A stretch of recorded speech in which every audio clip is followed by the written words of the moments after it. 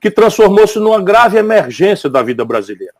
Por duas razões. Uma, a Tatiana pondera. O futuro do emprego tradicional, não é, simplesmente está em xeque. Com a chegada do 5G, com a chegada do 5G, todas as práticas repetíveis no mundo do trabalho serão muito rapidamente substituídas por algoritmos, robôs e máquinas. Isso é concreto, nós não estamos falando de qualquer coisa, nós estamos falando de uma coisa que vai mexer com tudo. Por exemplo, diagnóstico médico. Então, se o doutor imagina que está imune a isso, não está não.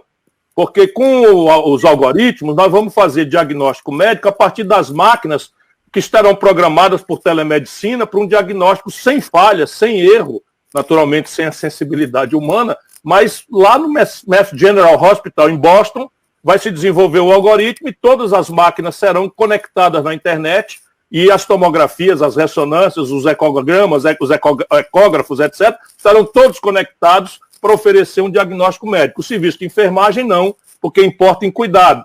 E isso que a Tatiana já mencionou. Portanto, nós precisamos colocar isso em questão no mundo, não é? E no Brasil mais dramaticamente, porque o ponto de partida do Brasil neste assunto é trágico. E eu quero descrevê-lo, ainda que com brevidade, para reforçar o argumento.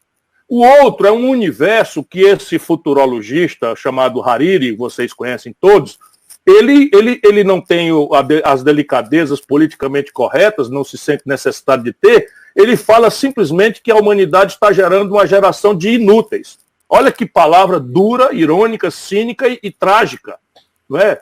No caso brasileiro, sabe o que ele considera? São todas as pessoas que não têm aptidão para nenhuma das artes que o novo mundo do trabalho pede. E que são seres humanos, que precisam comer, vestir, se transportar, não é? E que vão ficar adultos, vão querer criar famílias, etc, etc, etc.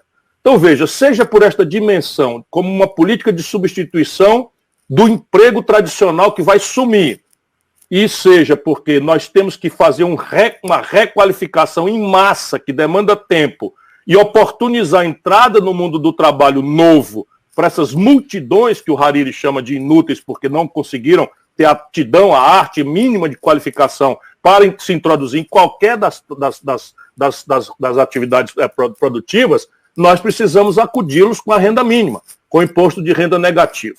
O primeiro ceticismo vai ser sempre, isso é objeto de muitas conversas minhas com Eduardo Suplicy, essa figura extraordinária que eu não me cansarei de homenagear. Não é? É que quanto custa isso?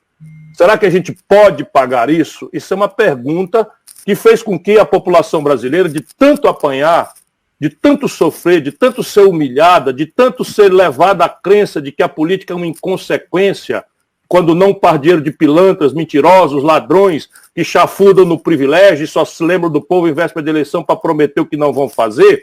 Isto é toda uma massa de propaganda neoliberal para destruir a linguagem da democracia, que é a política. Mas o fato é que isto vergou a espinha do nosso povo, que não quer acreditar em nada que seja realmente uma mudança institucional, uma inovação institucional, que tenha comprometimento realista. Então nós precisamos mostrar para o povo brasileiro, e esse auxílio que saiu na pandemia é um elemento dialético, evidenciador de que o Brasil pode fazer. Simulando contas, 70 milhões de pessoas recebendo R$600, isso custa 42 bilhões de reais por mês. Então, quer dizer, 42 bilhões de reais por mês. Então, projetando isso, nós vamos chegar aí a 450, 500 bilhões de reais. Evidentemente que é muito dinheiro, mas aqui está a ordem de grandeza. Só para vocês terem uma ideia, né, o Brasil está pagando de juros aos bancos esse ano, isso é uma questão de orçamentação. Não é que a despesa seja alternativa, estou só dando a ordem de grandeza. Mais de 900 bilhões de reais. Portanto, 2 vezes o que nós precisamos para financiar 70 milhões de pessoas. Isso num sistema tributário que tem só em linha com as melhores práticas internacionais várias portas de saída. Imposto sobre as grandes heranças, imposto sobre o patrimônio, lucros e dividendos empresariais. Isso aqui tudo é o cálculo, dá para arrecadar 10 trilhões de reais em 3 trilhões de reais em 10 anos. Então há uma pista aqui por onde nós podemos enfrentar o ceticismo. E o outro andar de cima, para não extrapolar a generosidade do tempo, é convencer a população brasileira não é, de que esta fração egoísta da elite não será convencida, ela tem que ser vencida na política, fraternalmente, respeitosamente, democraticamente, mas não há a menor chance de o Paulo Guedes reconhecer a justeza, a urgência, a oportunidade desse passo institucional. Não há a menor chance disso acontecer. Isso, então, nos traz, talvez, para a segunda rodada da nossa conversa, que é o desafio político de construir uma hegemonia moral e intelectual, não é? Ou pelo menos majoritária, na sociedade brasileira, para introduzir essa inovação institucional de maneira a salvar vidas. Né? Salvar vidas. E aí você tem uma porção de ideias. Por exemplo, a Tatiana coloca as incondicionalidades.